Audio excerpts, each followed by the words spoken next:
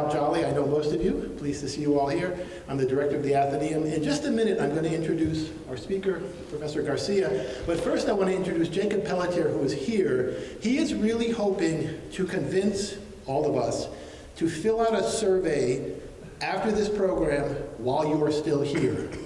It's reporting up the food chain of information about arts programming generally. So Jacob Pelletier, who is the Community Programs Officer for Vermont Humanities and my liaison. So Jacob's going to speak to us, and then I'll come back, and we're going to turn the program over in just a minute. Great, thank you, Bob. Thank you everyone for being here tonight. It's definitely exciting as we move back to this in-person programming to see you all here.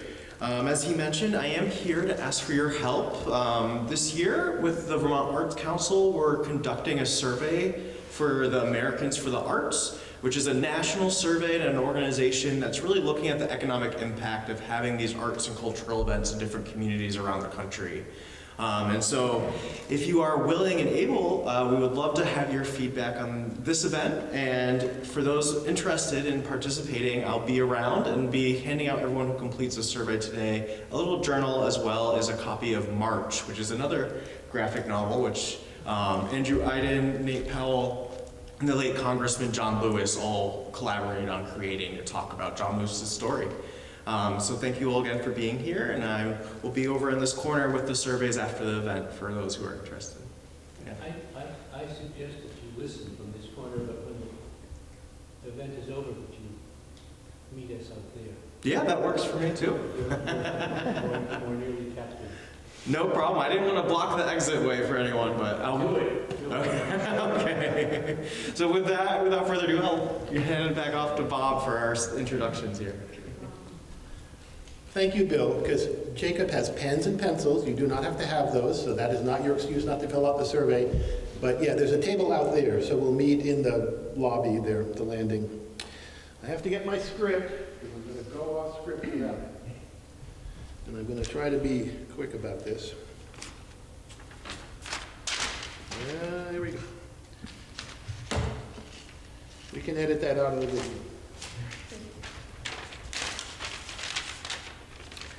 There, that's totally pro. We extend our thanks to our partners at Vermont Humanities, as well as to the generous underwriters who make it possible for us to offer such rich and robust programming.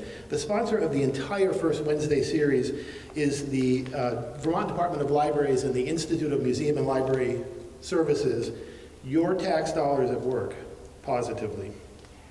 Today's event is underwritten by Middlebury College and the Andrew W. Mellon Foundation.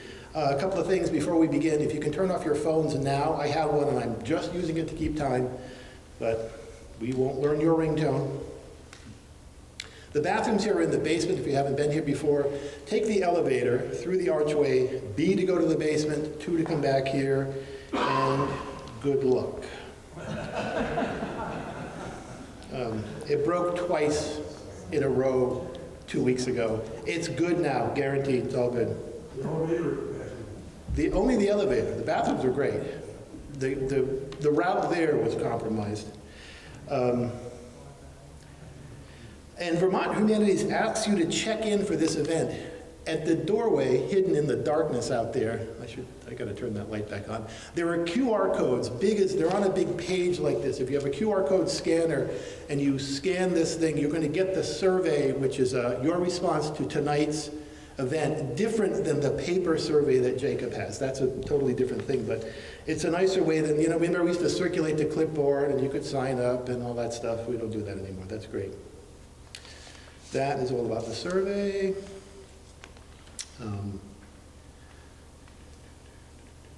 The next program at the Athenaeum is a reading in the NEK Author Series. That's a week from tonight. That's November 9th, the day after the midterm elections. So BYOB, man. Yeah, I'll get a permit. Something. A couple of people will be here. We're collecting authors who are residents of the Northeast Kingdom who don't necessarily write about it, but who do live here. So Nancy Marie Brown, will be here. This is next Wednesday, 7 o'clock. This will probably be in the gallery, but she'll be talking about her new book. And then Bill Mars will be here talking about I Could Hardly Keep From Laughing, A History of Vermont Humor. So the two of them will be reading together. That's a week from today. The flyers that are on your seats are that program. The next First Wednesday event is Changing Times, Reconciliation or Retribution with Reverend Arnold Thomas. That's Wednesday, December 7th at 7 p.m. Flyers for the First Wednesday series, this entire series are on the little drop leaf table in the landing as well. Now it is my pleasure to introduce our speaker. Enrique García is Professor of Hispanic Visual Culture in the Luso-Hispanic Studies Department at Middlebury College. He holds a BA from the University of Puerto Rico, Mayagüez, and a PhD in Comparative Literature from the University of Massachusetts Amherst. His research focuses on international Hispanic Latinx genre cinema and comic books. Professor Garcia has published a book on Latinx comic book artists Jaime and Gilbert Hernández, the Hernandez Brothers, Love and Rockets, and Alternative Comics. It is here. You can check it out tomorrow. He is currently preparing for publication his book on Puerto Rico and the superhero genre. His future plans include co-writing with Nicolina de Briva a book on postmodern Hispanic musicals and another on Orientalist comic books adventures published in the Americas. Please welcome Professor Enrique Garcia.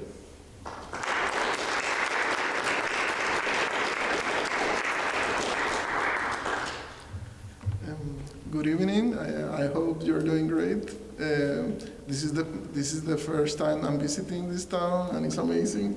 I had a great lunch in the Filipino restaurant that you have here. Pika Pika, it was amazing. So it's one of the best in Vermont. I just wanted to promote that. So I work at Middlebury College. I came from Puerto Rico. I have been in Vermont for 14 years. And so I love Vermont, and so I'm very happy to do this. And I hope you enjoy the lecture and give a good review to the Vermont Humanities Council in the process. Okay, so the first question I have for all of you, do we have many comic book fans here? Okay, because sometimes one of the most difficult things to do when you're doing a lecture is how to balance the material in a way that is exciting for the people who love comic books and the people who don't know anything about it. So, we try to do something that everyone will be happy at the end of the presentation. One thing that I wanted to do before getting into the topic I'm discussing today, I wanted to, oops, it's not, Maybe the space bar? no. Okay, thank you. One of the things, I wanted to give you some background about the industry, because sometimes when we're discussing this type of topic, we need to know how the American comic book industry works, and not just go directly into the text. So one of the things that usually affects the industry is the distribution model of the comic book industry.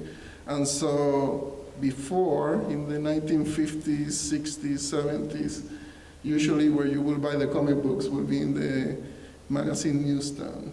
Okay, I don't know if you remember that when you were younger, but I think they began to die like in the 80s and 90s once we got the comic book stores. And so the reason this is important is because the magazine newsstand distribution model is what led in a way to certain censorships of the 1950s, where suddenly we got the Comic Code Authority. And so that could only be implemented because we had a distribution system through the newsstand.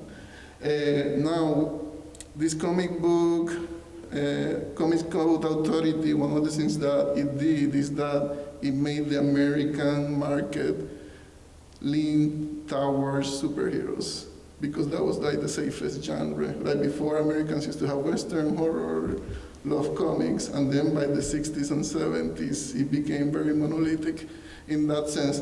We're doing better now, like we have many genres now, but I think most of the historians thing that this was achieved thanks to opening comic book stores, okay? So the comic book stores kind of like opened the market again, and that's how we got many other type of comic books. Now, of course, these comic book stores, the owners kind of like decide what is being sold in it in a way. So sometimes you could get a comic book store that only does mostly superhero comics. If they're in the middle of the city, sometimes they sell other comic books.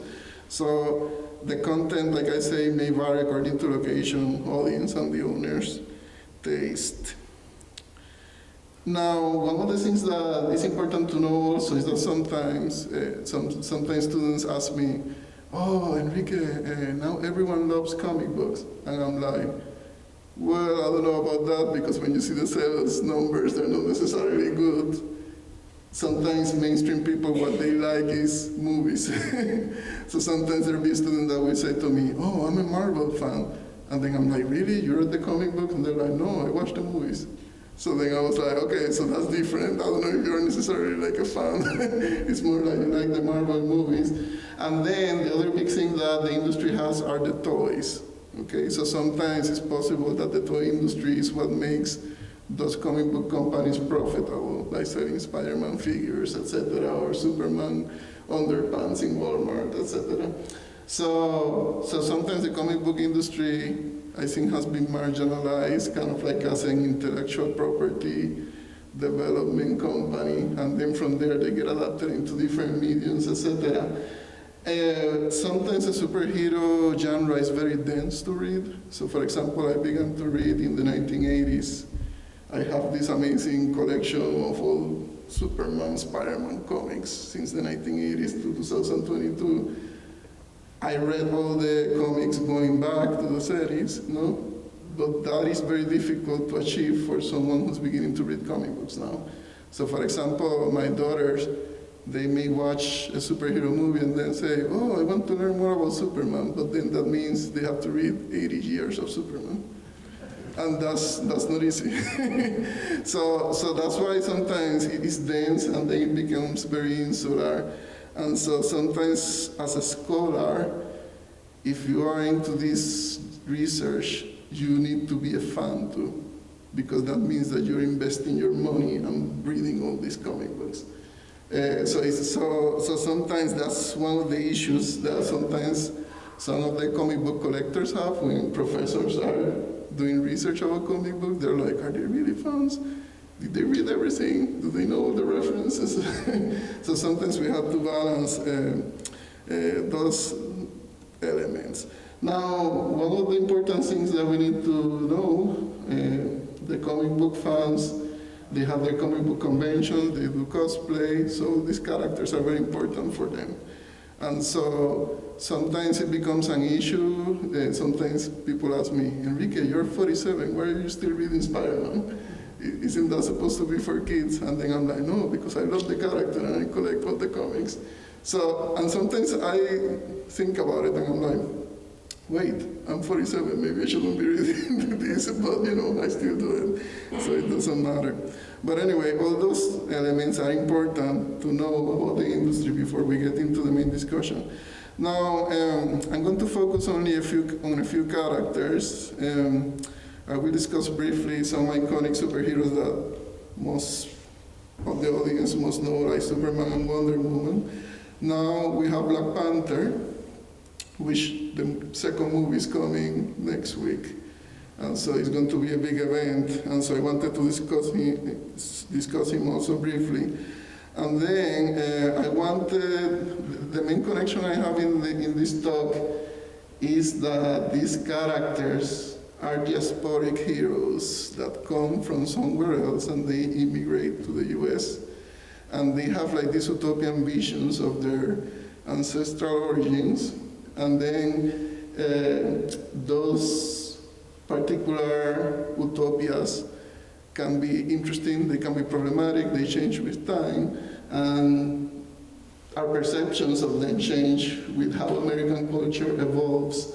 And then I wanted to show you one new character that comes from a Puerto Rican artist, and where he's trying to kind of like to imitate what Superman, Wonder Woman, and Black Panther does in terms of diaspora.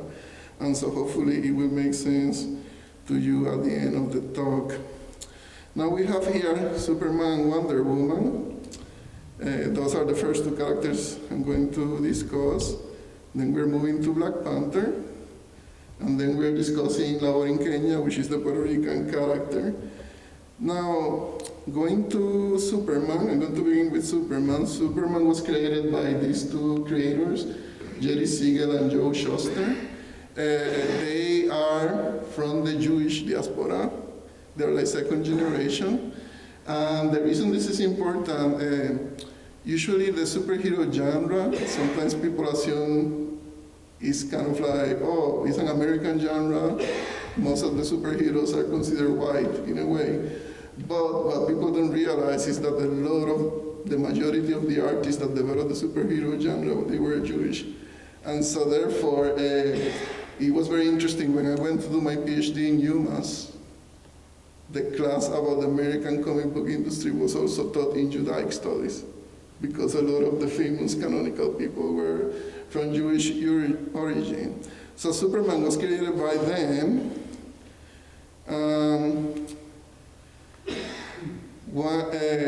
The character of Superman, he has two identities.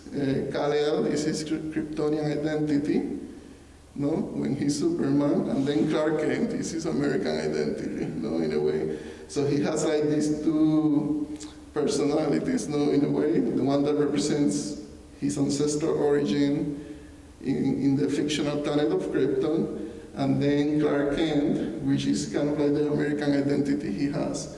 I don't know if Superman was released in 1939 for the first time. What was happening that was important at that time? World War II, no? So therefore, if you read the origin of Superman, you see that he comes from an advanced civilization. And so a lot of scholars have written about this, like how it represents somehow like the Judaic experience, the Jewish experience, because he comes from an advanced civilization that gets destroyed, no?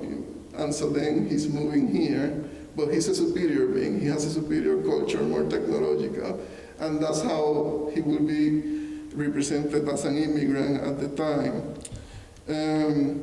What is interesting about him is that even though Superman could conquer the world because he's like a god in terms of power, he's also very American in the sense that he has the power, but he doesn't conquer the world, and he actually has a job, which I found fascinating. No, like if you were a god, why would you get a job working in a newspaper? But it's something that represents that he wants to belong in the American culture. One of the elements that is interesting also about Superman is that his character was original, and he was also very political at the time. Like Superman, a lot of his original adventures, he actually defied governments. He's a superior being that is coming here. He knows what he's supposed to do to make life better on Earth. So he will, for example, I remember a story where there were some kids that were poor, and then he's like, why are you stealing? And he says, oh, because the government doesn't give us a good buildings to live, and we're poor.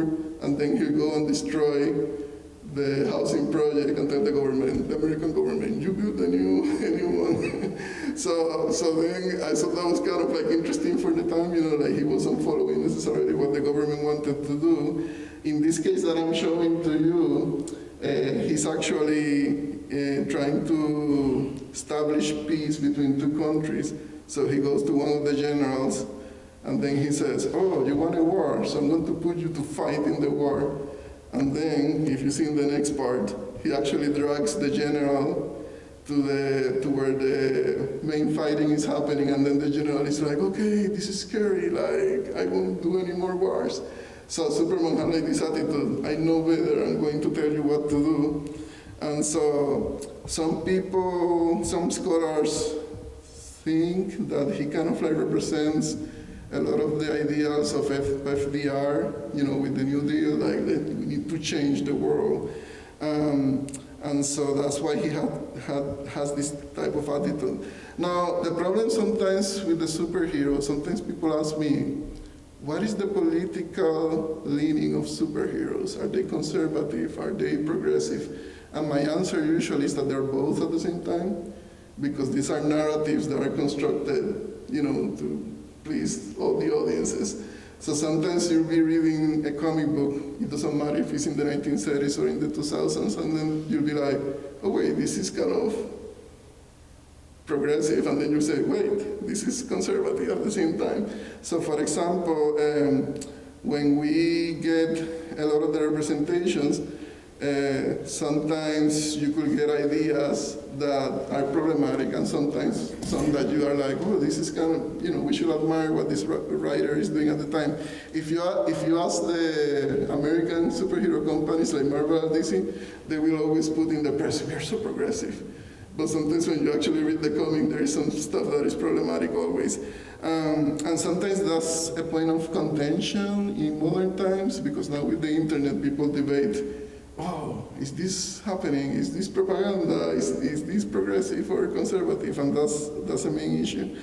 I know that, for example, there is a scholar that was saying that the problem with superheroes is that they don't follow what the government wants. It's like they are like entities that are not working necessarily for the government all the time, and that is always seen as problematic, because it's like somebody taking the law in their own hands, etc. And so that's one of the main controversies. Now, Superman, as he's becoming more American in the 1950s, they kind of like begin to portray Krypton, his planet of origin, instead of portraying it like, oh, he's an advanced being because he comes from a superior place to us. Suddenly, a lot of the elements are seen in a more negative way. For example, he loses the power when he gets in contact with kryptonite. So practically it's like, oh, he's powerful because he's in the US, not necessarily because he comes from Krypton. Okay, so Krypton becomes a weakness. If you see the Superman family as a concept, you see his human friends, you see some of his Kryptonian immigrants, like Supergirl, and the animals that you see flying, the dog, the cat, and the horse. But I don't know if you noticed that he doesn't have a biological family on Earth where he actually procreates with them. So he has a lot of interest in Lois Lane, which is the human, but they never procreate until recently.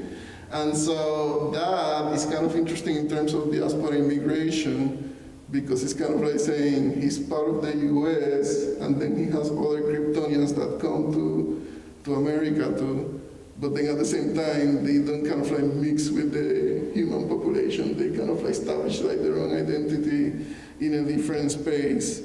Now that has changed recently, and this is a drawing from the new plans that DC has for him. And so right now he has kids with Lois Lane, and so now you get like half Kryptonian, half human American characters. And so now we are getting into a new representation where he can recreate his family from Krypton on Earth. So I think that's kind of like a change in how the diaspora is represented. This character, Superman, a lot of scholars have been trying to figure out if he represents the Jewish experience. And there is a lot of controversy. Sometimes people say, no, you're overanalyzing, or not. The interesting thing is that, as I said, the Jewish artists are very important in the American industry, but somehow the genre doesn't represent Jewish characters. So a lot of the characters that the Jewish creators did are not Jewish characters.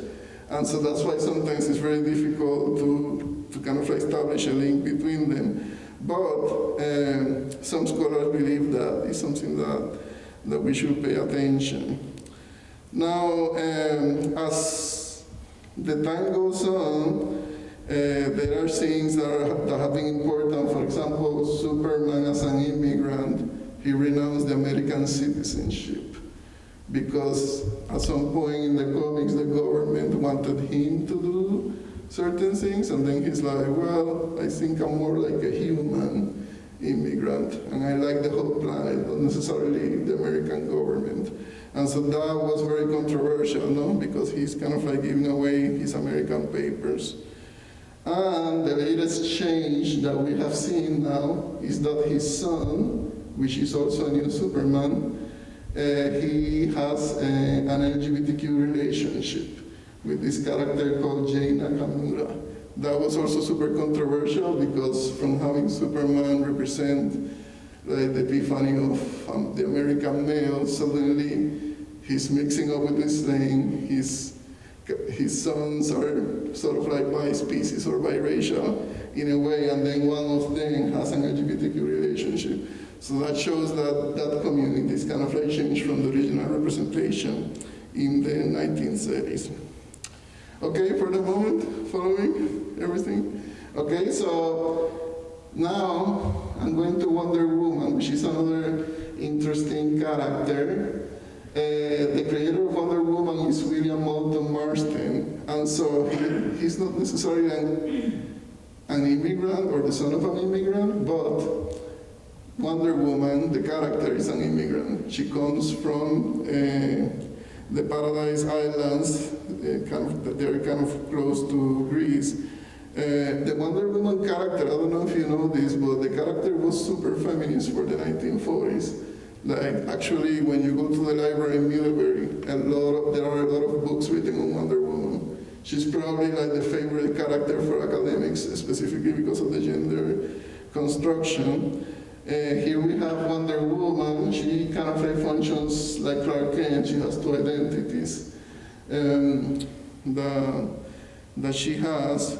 Now, what is interesting about Wonder Woman, in the same way that Krypton for Superman was supposed to be like a superior place where he comes to the US and he's going to teach them how to have a good country, supposedly. Wonder Woman, the creator of Wonder Woman was like a feminist for the 1930s and 40s, and so he had this idea that women were superior to men. That was his main idea. And so he believed that the world was being destroyed by World War I and World War II because women weren't in charge. That was like his main construction. So therefore, he believed that the Amazons were like the perfect society that were ruled by women, and so therefore Wonder Woman, when she comes to the US, she'll bring like those female values to fix the US and all the destruction that was happening in World War II. If you want to know more about the creator of Wonder Woman, you should check this particular movie called Professor Marston and Wonder Women. And that particular movie is very interesting because he was teaching in Harvard. He had a wife that was also teaching in Harvard, and then they began a polyamorous relationship with a grad student, and the three of them were living together for several decades. And a lot of the basic traits of Wonder Woman was based on the two wives that he had living at the same time. He also believed in bondage, because a lot of his psychological arguments was that bondage was a way of kind of like taming how men were super violent at the time. He had like this complex sexual theory, and that's why Wonder Woman, she was always tying people up in the comics.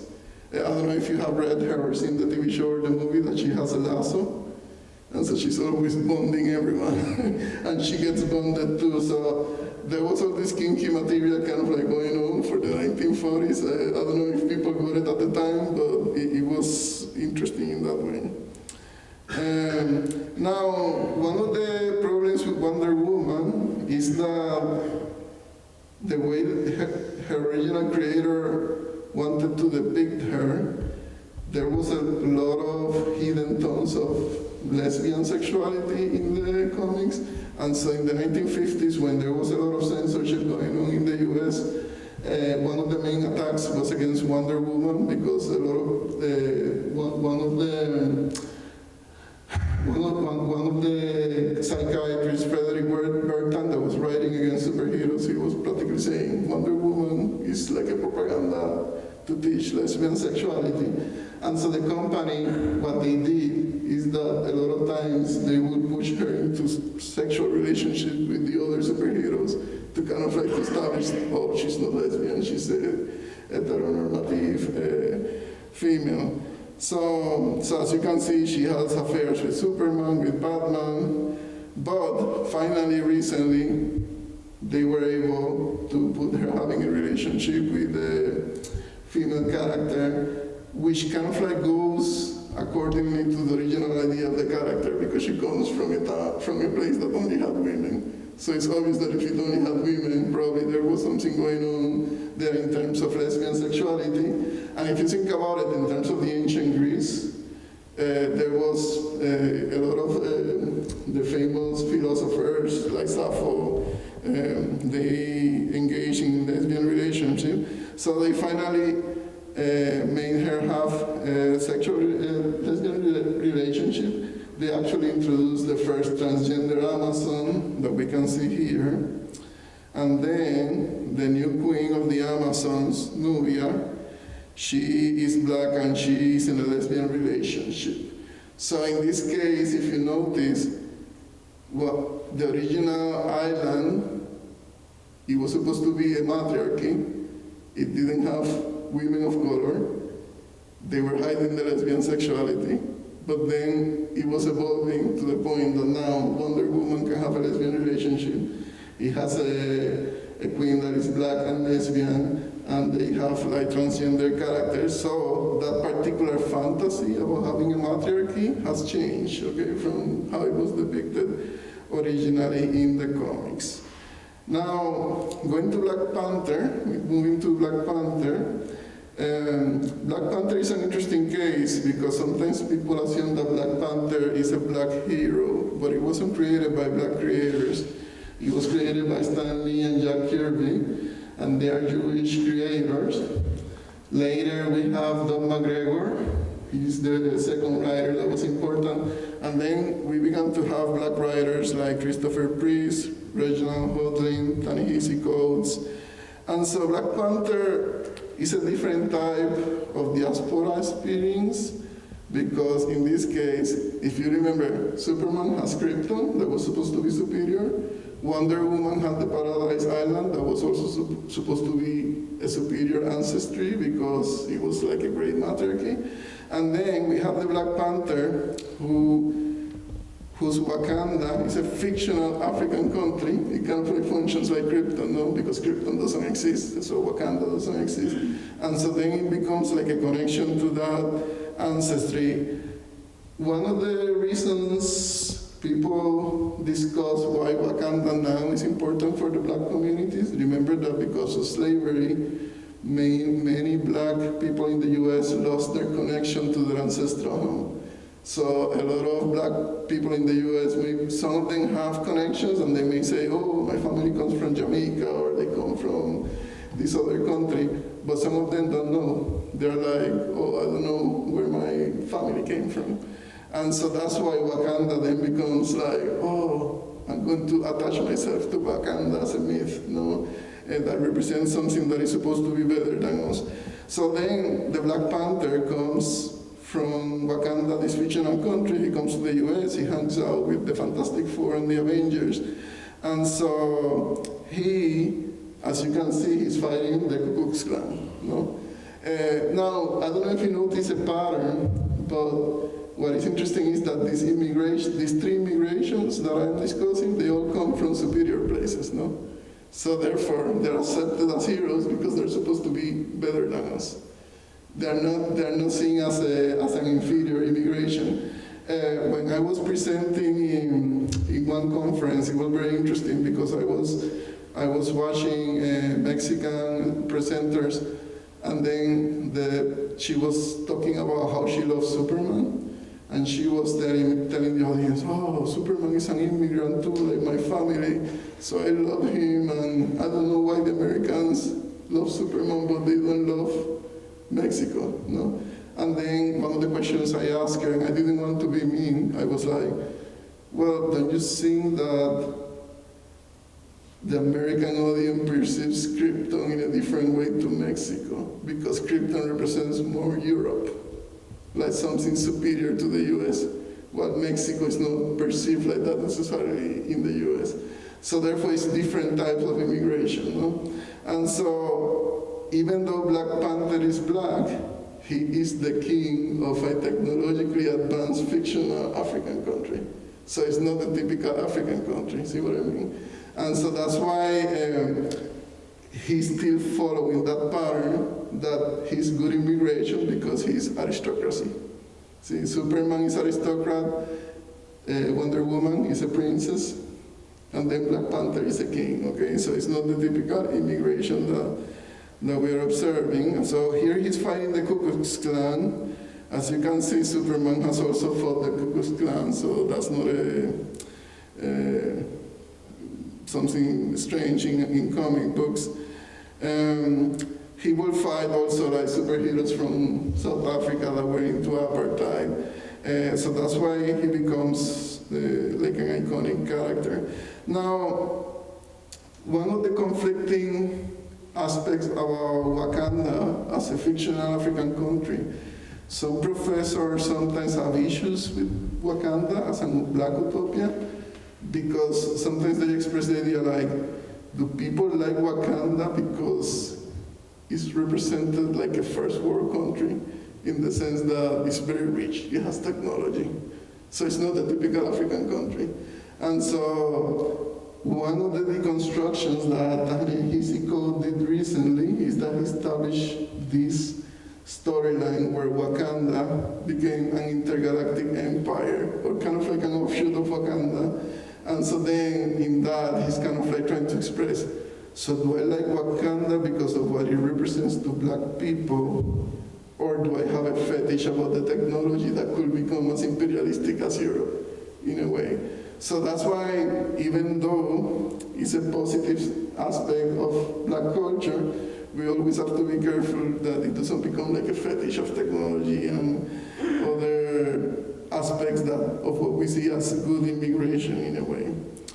Now, what I wanted to, now I want to move to one of the Puerto Rican characters that is kind of like less known, but it's interesting in a different way. This is the creator of La Borinqueña. He was born in the US and his parents are Puerto Rican. So he has worked at Marvel, and then one of the problems that he had at Marvel is that he said, Marvel wants me to write the Marvel characters, but they don't allow me to do a Puerto Rican character. And so the only way he could do that is if he did it independently. So he has his own company, he distributes his own comic book.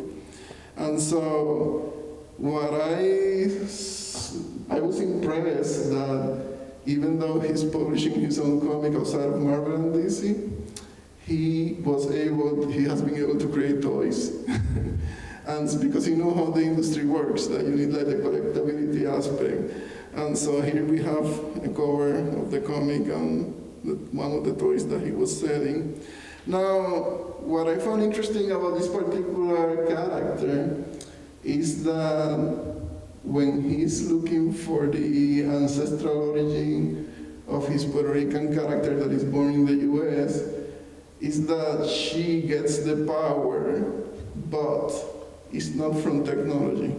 It's not because Puerto Rico is an advanced civilization that we grant her powers like that. She gets the powers because the ancient indigenous gods from Puerto Rico that lived there before Spanish colonialism and before the American government took over Puerto Rico, granted her the powers to protect the people that live in Puerto Rico. So therefore it's not related to technology. It's not, oh, she's a superior being because they have this fancy technology. So the powers are granted by this goddess. Now, in an interesting way, she's similar to Wonder Woman, because Wonder Woman gets the power from the ancient Greek gods. Okay, but what's the difference? Ancient Greek gods are usually seen as a superior trait of Western culture as opposed to indigenous gods. So what he's doing is that he's kind of like doing the same that the American superheroes usually do, but he's giving that to his, oh no, it's the indigenous god that is going to give the powers. And so if you see the page that is next to it, the way he sees bad guys and villains is not about being white or black, it's more about the island is protecting its people. Okay, so whoever is bad is the one who's damaging the Puerto Rican people. So there could be different types. If you see here, it could be protecting LGBTQ characters. I don't know if you saw, if you see the couple, there's one that has the rainbow. It could be the indigenous people, it could be the Hispanic people. So what defines good or bad is if you are part of the island and you're not doing damage to its people. For example, if you see the drawing to the right, that you see some cops that are shooting some protesters. The cops are Puerto Rican, they're not necessarily American or Spanish. So evil is about doing damage to the locals in a way. Going back to the LGBTQ topics, one of the interesting things of this character is that also she doesn't hog all the powers, and as the comic book is advancing, she shares the powers with other Puerto Ricans. So then it doesn't have like this aspect of supremacy that sometimes superheroes are kind of like people complain about that. So this character is supposed to be her best friend, and she's Chinese Dominican, and she's LGBTQ. So again, we have this idea that these diasporas that originally were not supposed to be LGBTQ, in modern times they are LGBTQ, they can be LGBTQ. That's a new thing that has been happening in the last 10 years, okay? And I know that sometimes this is something controversial in modern times, like whenever there is a new LGBTQ character, you can see that there are big fights in the internet about why is this happening. The way I see this, if you think about it, a lot of the Jewish creators were creating American superheroes and they weren't doing Jewish characters because they were hiding that part of the Jewish identity. And so it's great that they're beginning to have Jewish characters. A lot of the Puerto Rican creators have been working in the industry for decades in all the Marvel and DC characters, and they never could do a Puerto Rican character. So they were kind of like hidden in the industry, and they're beginning to appear. And so the same is happening with the LGBTQ characters, that they're beginning to appear, and you see that there are many LGBTQ creators in the American industry. So one last thing that I wanted to show you is that now the Borinqueña creator has toys. And so to me that's amazing, because to have like these fancy toys that you can now buy in the American market, like at no point I could imagine in the 1980s that I could be playing with Puerto Rican superhero toys. So when people talk about equality, I guess that's one of the amazing, the right to have my own superhero toys in a way. So now these toys you can buy them in the American market, and so it shows that the industry is evolving in that way. So one of the things that I wanted to do to conclude is to summarize what I have been discussing. So remember, when we discuss ideas of diaspora and immigration, diasporic groups have different experiences.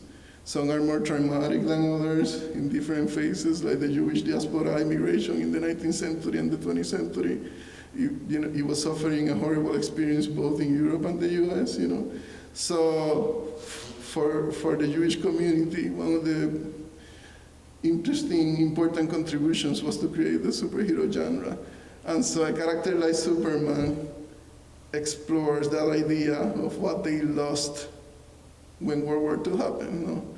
Like the idea that, oh, I'm in a new place and I need to restart again, and I have all this knowledge that I got in Europe, and now I'm going to adapt my life to the US. And then when we have the character of Wonder Woman, it's like this idea that the creator has. I want to create an utopia that doesn't exist, a matriarchy, and I want to establish that as a model for people. And so that's how the Wonder Woman functions. And then again, with Black Panther, the same. Let's create an utopian African country that serves as a model for all these Black communities that lost the connection to their ancient land because of slavery. And then when you see this character like Borinqueña is moving to see that this Puerto Rican artist can establish a link to his diaspora in a way, and then establish like why to him Puerto Rico is important, and why he's creating the character so that kids can have like a model to see, and that this particular model doesn't have to be superior technologically to the US. In fact, one of the political aspects of La Borinqueña is saying, I'm going to show you why the relationship between Puerto Rico and the US can be contentious and can be good and bad at the same time. And so it's the beginning of changing the genre in a positive way. And so what I hope is that you get a sense that these changes are not necessarily because people want to impose like values. It's more like we just want people that were hidden to kind of like be presented, like to see how they work, etc.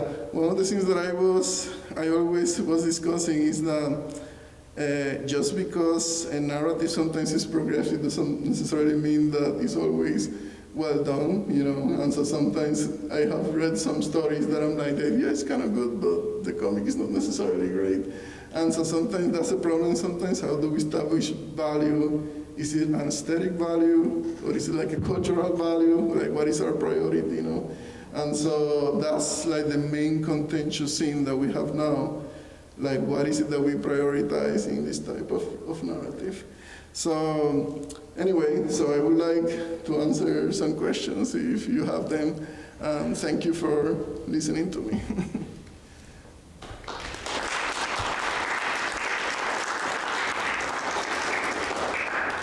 In what way are these new heroes hoping to make the world better, the utopia?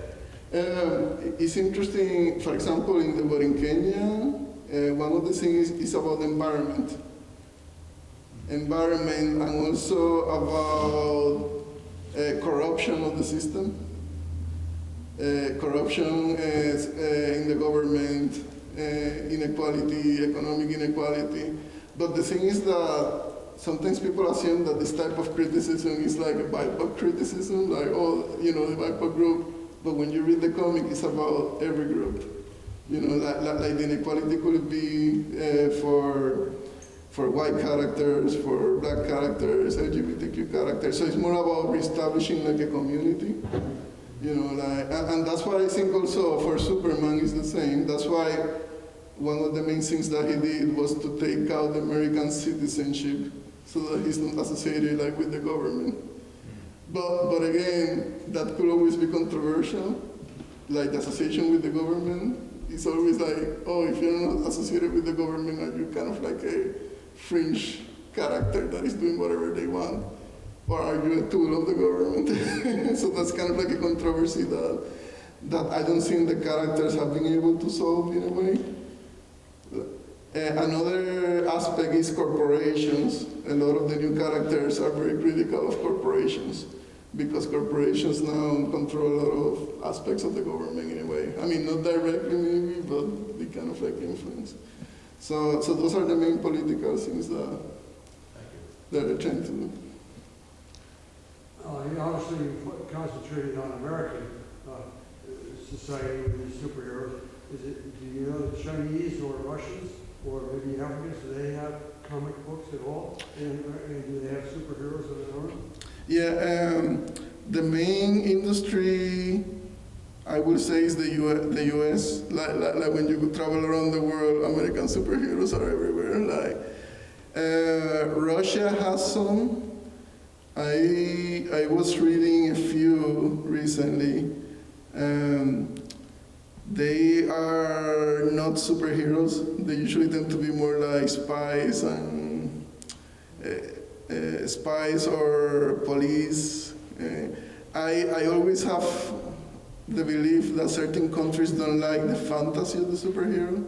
So actually, when you read comics from Europe, like the Europeans don't have that many superheroes. Like they have, but they have more like real heroes that are having adventures, more like the colonial adventure type.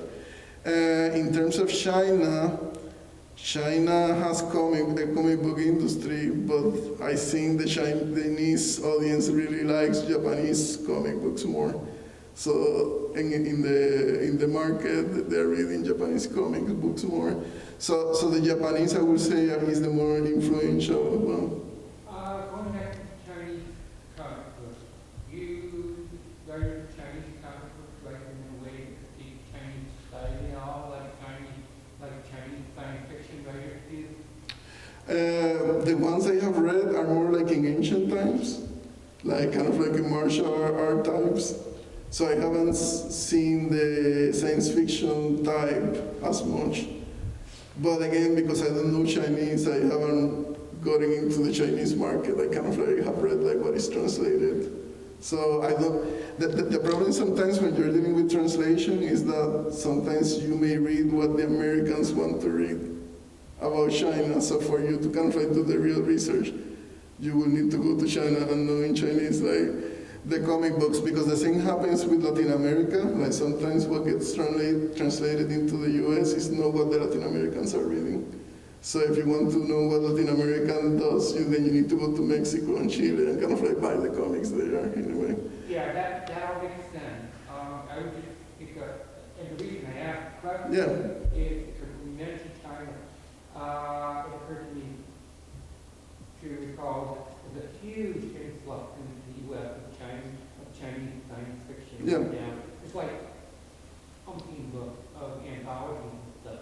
And one of the things that comes up in the earlier book is comment by the editor about how some of the stories are criticism of Chinese society done in an extremely oblique, indirect way. So that's why I asked. But wouldn't you say that I think it would work like that in the US too, no? Like the American science fiction will be more critical than the superheroes. Pardon me?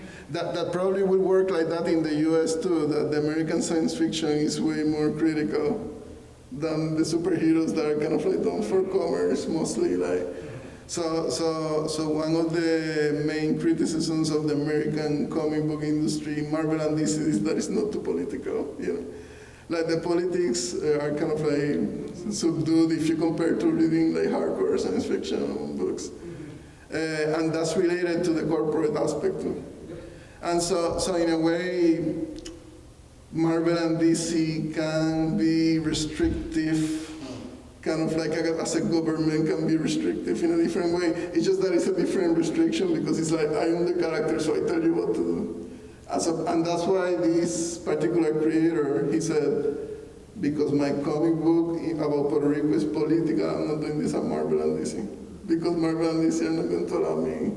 So I guess sometimes it's about having an independent venue to do it, or a corporation that will support you. So what we will have to explore about China is what is the venue that they're using to publish, if it's a company that is doing this, or if it's the government, because those are like different things. First, thank you for your talk, really appreciate it. As you showed with the instance of leveling, it's sort of the small comic outlet is funding the diverse hero, or sort of a different political story.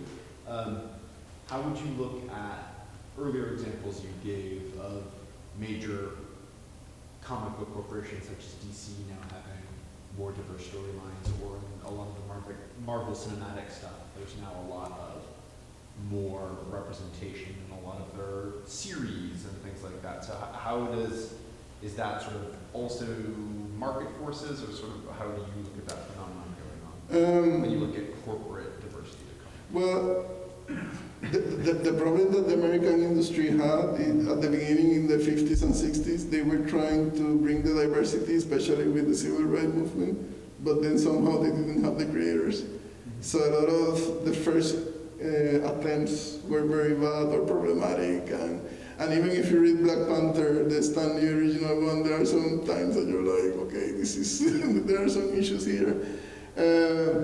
I usually compare this kind of like to the university system, that sometimes the university suddenly they're like, oh my God, we need diversity, and suddenly they didn't have the professors to do it, and so they struggle like in that process. So it has gotten better because they have gotten creators from the marginalized group, but the problem that the big corporations have is that they sometimes try to please everyone. So then, because they need to broaden the market, so then the characters either are not progressive enough or they are either too conservative. It's like they're trying to do like an ambiguous middle line. So sometimes people complain about that, either if they're too tame or if they're too subversive in a way. I think that the one example of a character that was kind of interesting in Marvel, I don't know if some of the comic book readers know her, America Chavez from Marvel. I thought she was super interesting as a sort of alien, Hispanic, lesbian character, but then when I saw her in Doctor Strange, I was kind of disappointed because I saw they made the character tame because they didn't want to offend the bigger market. So I think Marvel and DC have those problems at big corporations. So if I want to read like something like super interesting to me, I always try to read the independent market. But the independent market wouldn't exist if it wasn't for having Marvel and DC as the big provider of the financial support. So I don't want to diss Marvel and DC. I don't know if you get my point. It's like I get disappointed because they're sometimes too subtle about these changes. But then if it wasn't for them, the market would collapse completely. So then, thanks to them providing the financial backing of the market, then you could have independents that do sometimes more daring stuff. But the problem sometimes is to assume that just because something is represented in the screen, sometimes I don't know if you have heard the concept of representation matters. Representation matters, but it could still be problematic. See what I mean? So it's not just about putting bodies in the screen. And so even though I was showing you some of the way LGBTQ characters were represented, that finally we get a Superman that is LGBTQ, Wonder Woman is LGBTQ, that doesn't mean that they're always good representation of these marginalized communities. And so it's a work in progress, let's put it this way. It's possible that in 30 years, something that I like now, in 30 years, people will be like, can you believe this? They were publishing this in 2022. So we become outdated in a certain way. It seems to me, I mean, it's been, first of all, it's been probably 70 years since I read comic books much. But as I remember, it occurs to me also that even the comic books that I read then, there were always good guys and bad guys, whether it's comics or the movies or stories. There's always people that are trying to exemplify successful American goals and ideas and culture, And I wonder if, Dick Tracy or the family or other people weren't superheroes, but they certainly were illustrative of goals that were thought to be valuable for America. And I kind of wonder if superheroes are really any different than the rest of those characters that are good guys. Well, the fascinating thing about comic books, remember that I said at the beginning that comic books are dense, that you sometimes have to read 80 years of Superman, is that you can see with them how America has changed. And so, for example, when you read Superman from the 1930s, even though he was a cool character from the 1930s, I don't think he will do the things that he would do in the 1930s now in the 2020s. So what was perceived as good in the 1930s and 1940s, it kind of like changes in the 50s and 60s. That makes it different to literature, because sometimes when we're doing literature, you can be like, oh, this book is from the 40s, oh, okay, maybe this is problematic because the writer is from the 40s, fine. But then these characters continue to evolve in the 40s, 50s, 60s.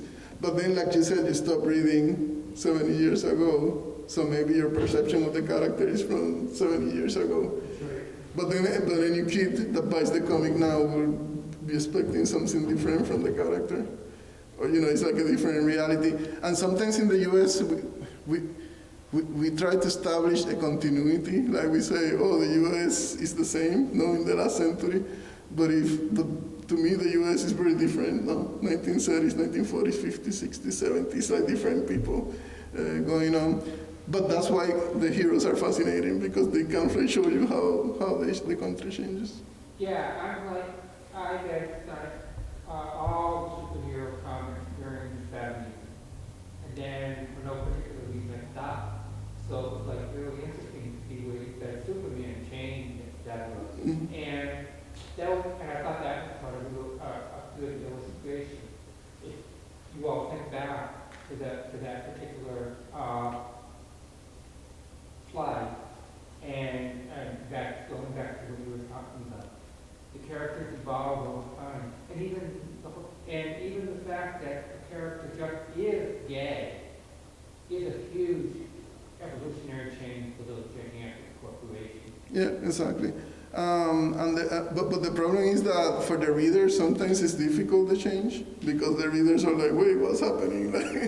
And so that's where sometimes how the market works is interesting, because one of the things that I mentioned in my previous book, the American comic book industry depends on the comic book readers that buy the comics. Like if those readers leave, the industry collapses completely. So that's why whenever there is a big change, if the readers respond negatively, then you can see that Marvel and DC are like, oh my God, we have good intentions, but we're going bankrupt here. And so those political changes are not always accepted by the readers. And sometimes the media they complain about it, they're like, oh, the readers are not supporting. The problem is that this is not a government product. It's a private corporation, so at the end, the private corporation needs the funding to supply the narrative. Borinqueña, for example, is an independent company, but it depends on the readers that are buying the comic book still. Like, it's not that he's doing it and he's like, oh, I'm living off a paycheck that someone gives me. So that's why he needs the toys to make the company survive. So at the end, ideology is supported by that financial market. If not, it collapses. So sometimes the media assumes that these changes can be done by the companies without the financial support. They assume that Marvel can just change the characters because now they're progressive and everything will be fine. And I'm like, well, it is a good change, but if the money's not coming at the end, they will have to go backward. And so it has happened sometimes that they say, oh, now Captain America will be a black character, and then suddenly a year later they're like, we're going back to the white character because the sales drop down. And so some people assume it's always about if the costumers were not accepting the character because he's black, but at the end, either Marvel needs to be able to convince them with the story that they should support the product, So it's problematic. It's like we want the change, but we still rely too much on the financial success. When I was a kid, comic books used to cost about 10 cents. I wonder what they cost now. That's a big problem. You know how much they cost? No. $5 each. And the other thing I do remember, one of my heroes then was Superman. And the thing I thought was interesting from what you said about representing some part of the culture was Superman's ship from Krypton landed in a small field in Smallville, Kansas. Kansas, and he was raised. It was a small farm, like 100 acres, which was a good size at that time. but he was raised by a woman and her husband, a typical, stable but very small family, and he grew up with American central, heartland values, and that's of course what he was pushing around as he moved to Metropolis, Anyway, so it is interesting. Well, the Harlem values are a good offset to the Kryptonian advanced civilization values, because remember that Krypton was destroyed, so therefore it's like this idea that, I'm having a new beginning, but these Kansas rural values, we kind of like keep me center. And so one of the reasons Superman doesn't conquer the world is because of the Kansas values, in a way. So. I still remember his Superman's father back in Krypton was called Jor-El. Jor-El, yeah. Well, one of the interesting things is that Superman also, in terms of his diaspora, in the 1980s they wanted to make Krypton more negative, because they wanted to say the reason he's good is because he's American, not because he's Kryptonian.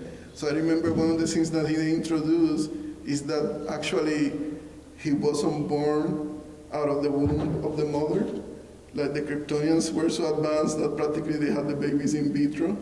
So then it's this idea that he doesn't have like that birth connection with the original family.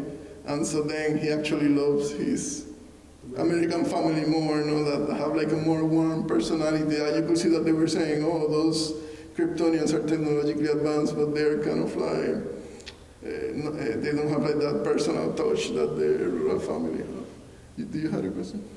Yeah, thanks for making the journey tonight. I thought it was a very interesting presentation. My knowledge of comic books and movies is very limited. I've only watched a few different shows and movies, but one thing that I've seen as a theme is the correlation between these heroes needing to be physically fit, but kind of the body imagery being very unattainable a lot of times. I was curious if, as you mentioned other points of inclusivity, moving forward with new characters and storylines, if you had any comments on that and kind of the direction that might be going with that kind of body imagery. That's important. I didn't put it in because of the time constraints, but one of the controversies with the superheroes, remember that Superman began in 1939? That was kind of like when World War II was at its peak. And a lot of eugenics was very important in world culture. So therefore, sometimes the superhero body is associated with these ideas of like eugenics and like the superior beings, etc. So that is changing, especially a lot of the gender activists have been attacking, like the way women are depicted. It's even worse, I think, than the male body because they're like super sexualized. If you see Borinqueña, I don't know if you notice, even in the toy, you can see that she has like big hips, so she doesn't have like that, like the Wonder Woman aesthetic. Yeah. So part of the new artist revolution is kind of like to say we need to make the body parts more realistic, more realistic than they were before. But like I said during the presentation, the superheroes have been accused sometimes of negative aspects. For example, one scholar, he was writing that when the first superheroes began to appear as costume fighters, it was at the time that the Ku Klux Klan was big too. So the biggest book that was selling at the time in the 1920s, The Klansman, that was like the inspiration of Birth of a Nation. If you see how the character works, it's almost like a superhero, like he goes in a mask and then he goes and beats up people in different communities. So some scholars kind of like don't like the idea of having these costume people with the eugenic physics, kind of like beating up people around the city without the consent of the government, let's put it. So that's why the genre can be problematic and interesting at the same time. Any other question?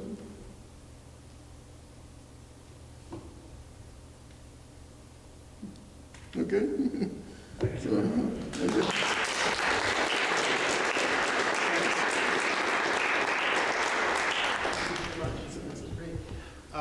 I'm going to turn the lights on, and if you do have a few minutes to fill out this survey, you can see Jacob, who was there in the back of the room.